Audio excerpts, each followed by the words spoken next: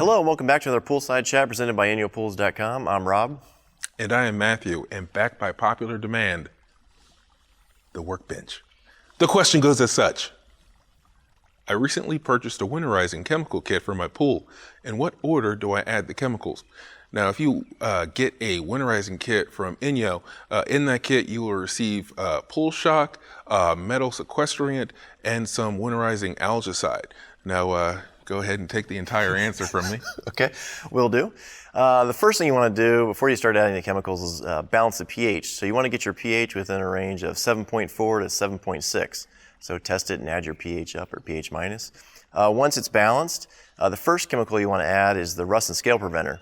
And you'll add that to the pool and then wait about 30 minutes, let it circulate, and then you can shock the pool.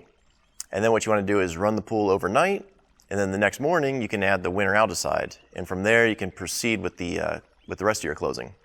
So yeah, I think that's the rest of it. So balance is important. Yes. Is important. Like camera time. Yeah. Yeah. All right. Well, thank you for answering the question. If you have any questions, please leave comments down below.